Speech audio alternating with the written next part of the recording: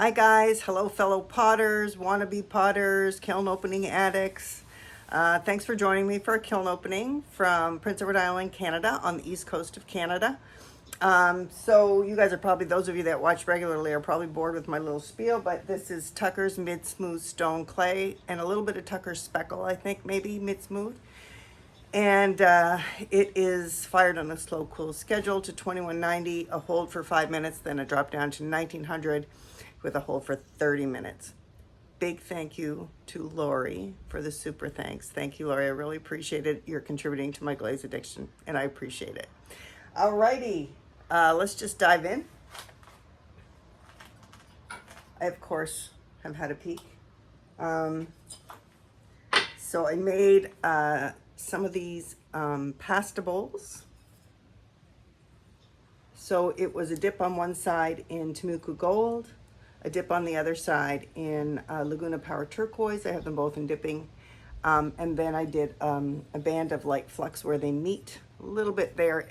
Temuco Gold can run a bit, and so can Power Turquoise. So I was cautious with the flux on the outside of the rim.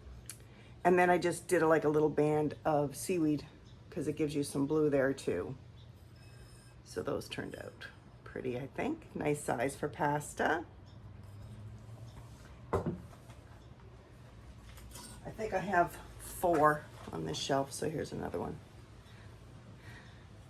So somebody reached out for my Temuco Gold recipe, and I happily give it, but it has lithium in it. So I won't be making it again once I run out because lithium is, I don't even know if you can get it. If you can, it's like crazy expensive. But Old Forge, Joe Thompson from Old Forge Creations, I noticed he in his blog quite a while back, he had tested some Temuco Gold recipes without lithium. So if anyone's tried it, could you chime in? I'd love to know how it turned out because I do love Temuco Gold, but I do not love the price of lithium. And then this is just a little Nomi spoon rest.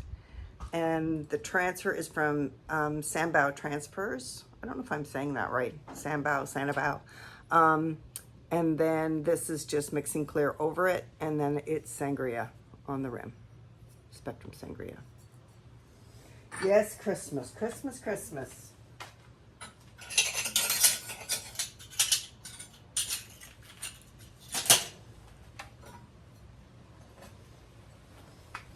I have a couple of plain ones. So this is Honey Flux in the middle, and it's on speckled clay. You can see the speckles coming through with Louisiana Bayou on the rim, which I think we can all agree we love. I haven't seen a potter use it yet that says they don't like it. So I'm going to be putting some overglaze transfers on those. Well,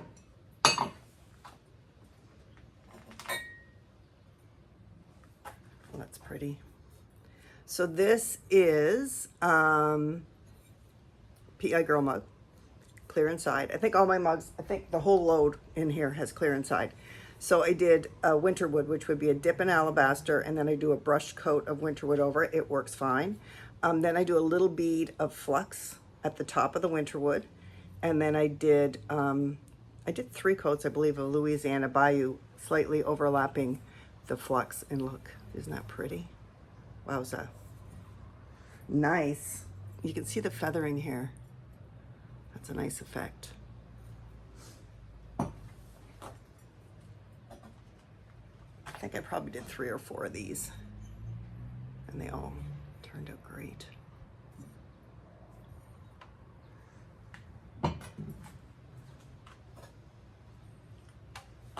Oh, pretty. So this would be Spectrum Holly Green on the bottom, then a band of 3 coats of Frosted Turquoise, and then a band of 3 coats of Louisiana Bayou, all overlapping slightly. I love that. Very seaside. Here's another PI Girl with the Louisiana Bayou. They all turned out great. I'm not seeing any, nope. No pinholing, nothing like that, which is awesome. Okay, so this one is, and this is thanks to, I think Anna did this from Anna's Clay House. Anna, tell me if I'm wrong. It's either Anna or Sarah. So the bottom would be sangria with a slight overlap of shallot, and then a band of pearl white where they meet. And I just did one coat of the pearl white because I didn't want it to go crazy. That's pretty. Very nice.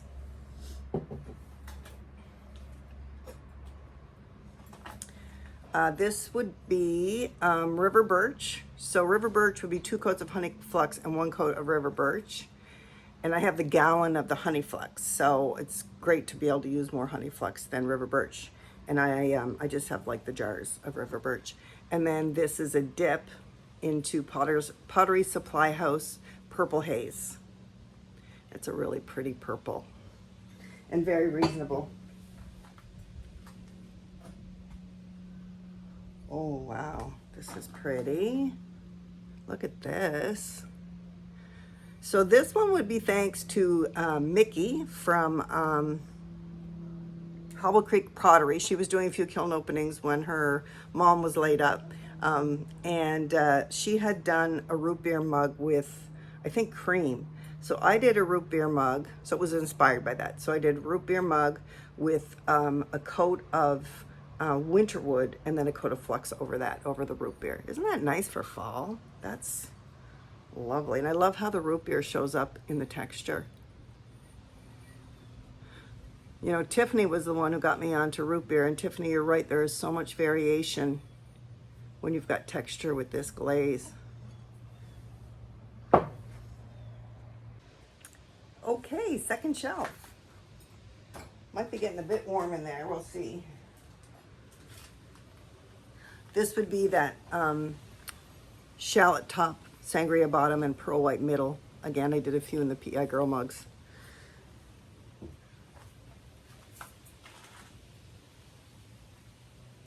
This would be sangria with winterwood and a little bit of flux where they meet.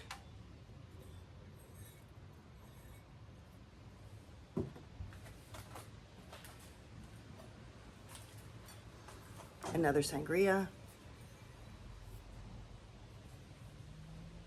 Love sangria. And I know Kim, if you watch this, I'm not sure if you watch my videos or not, but from Unseth Pottery, she's been having a heck of a time with her sangria pinholing on her. I haven't run into it, so I'm wondering, she uses a similar slow cool schedule sometimes, so she's wondering if it's a clay issue. I'm not sure, but so far I've been pretty lucky with sangria. Here's another purple haze from Pottery Supply House.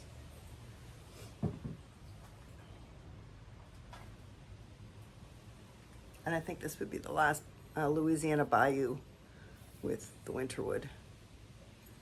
So pretty.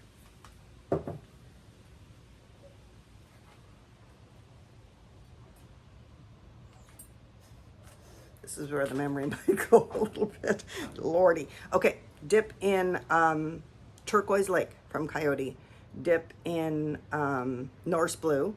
Then I did blobs of olive float and flux, just to create some movement and interest. That's very, very, very pretty, like that. Nice. I'm hopefully heading on a trip, so some of these little mini vases are gifts for people that we see every time we go, and I'm supposed to be going to Greece and Scotland on the 20th, but we are flying with an airline called Air Canada, and the pilots are able to go on strike on September 17th, and they haven't come to an agreement yet, so we've got all our fingers and toes crossed, but might not be going on the trip. We'll have to see. Anyway, this is the holly green on the bottom again, the Louisiana Bayou, and the frosted turquoise in the middle, all spectrum. That's pretty.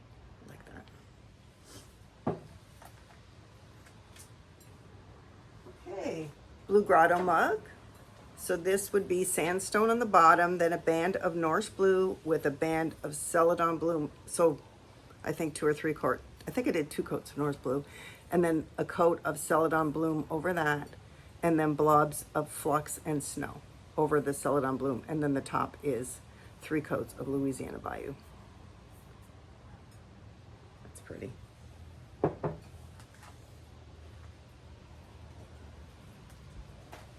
Anna, I think this was also you. Oh, this is pretty. So a band of sangria on the bottom, then a band of Louisiana Bayou, a band of frosted turquoise, and then over the frosted turquoise and the Louisiana Bayou, one coat of pearl white. How pretty is that? Thank you, Anna. I like that a lot. I like that little hint of pink at the bottom. This is a bit of a disappointment. When I brought it out of the bisque kiln, it was all done with underglazes. This blue looked a lot darker and smoky, and I thought, oh, that looks kind of like a night sky. But when I put the clear glaze on it, because this is just all different underglazes with amaco mixing clear on the top, and then on the back I put rainforest. There's no cracks or anything like that. But the blue, I don't know. What I might do is put something like blue hydrangea just over the blue and refire, just to disguise some of that patchy blue. If anyone has any suggestions, let me know. Because it's pretty. I really like, I did a few mugs in this design last year, and they went quick. So I thought I might do a few pieces built around that design, kind of like a theme. But yeah, next shelf. Okay, last shelf.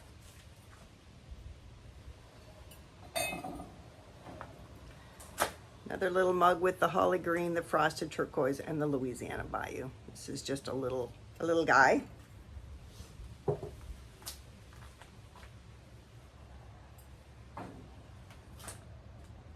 Oh, look.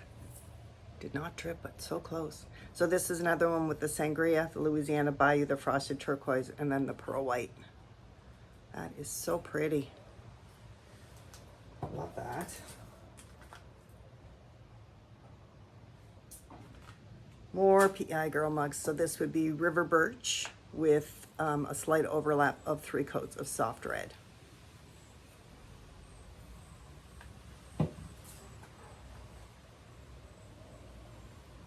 I did a few of these because I've got quite a few people looking for pink PEI Girl mugs. Another one. Yes, I'm still going on the PEI Girl mugs. I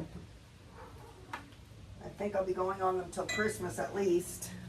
Another one. About the same. Slight variation in size and shape. Here's another one, but this one doesn't have PEI Girl. It's just a plain one with the River Birch on the bottom and the soft red. It's pretty. Oh, Lordy, PEI Girl. Sangria, Winterwood. I think I have 19 PEI Girl mugs in this load, so you're going to see lots of them. So this one would be the sangria, the shallot, and God, they're close. Look how close they are. And then a band of pearl white. Definitely have to do some test tiles for this. All their pinks and reds because they're very similar, but different too. A little running on this one. Not too bad. So this would be the Blue Grotto again. So sandstone, celadon bloom, Norse blue, yada, yada, yada, and the Bayou, Louisiana Bayou on top. So exact same as that earlier one I showed you. Just a little vase. Little cozy vase. Just another purple haze. But really, you can see how stable that glaze is. The only thing I am really careful of with a purple haze is I mix it really, really well. And I mix it between applications because I think it's got the type of colorant that will drop in the bucket fairly quickly. Some glazes you mix up, they can be more forgiving, and you can dip quite a few things before you mix. I mean, the best practice is to mix between every dip, but we don't all do that all the time. But some glazes you learn the hard way to make sure, and that would be one of them, I think. So here's the last purple haze. Okay, what else we got in here? Oh, this is one of my new favorites. I love this combo. So this would be fuzzy peach on the bottom, a little band of papaya. Papaya. I'm not going to rename that glaze papaya because I like it. It's papaya. Papaya. And then frosted turquoise. So all overlapping and 3 coats. With this schedule, I seem to be able to get away with, there was a little bit of drippage, but very minor. I seem to be able to get away with 3 coats on Spectrum. Now I know if I went to a cone 6, I'd be pushing my luck. Here would be, and that one ran just a tiny bit too, but oh my gosh, that is so pretty. Like so pretty. That'd be cool on a pumpkin.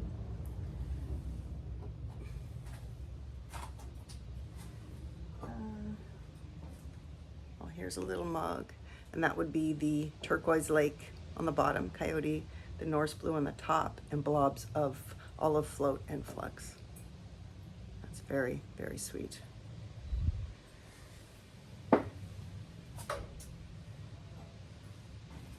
Another sangria and winterwood.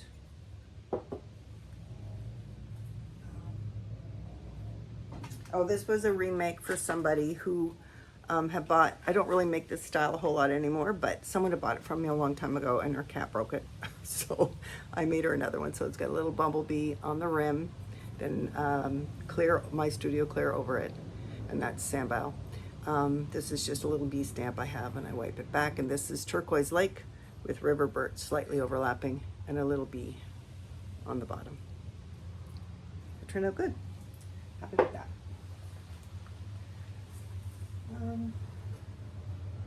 Here's a little blue grotto mug. Turned out nice.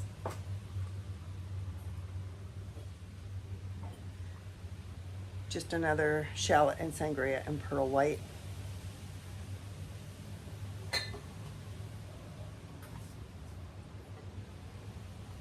Oh, this is nice. So this was, I only did one of these because I wanted to try it. Lots of you have been playing with ginger.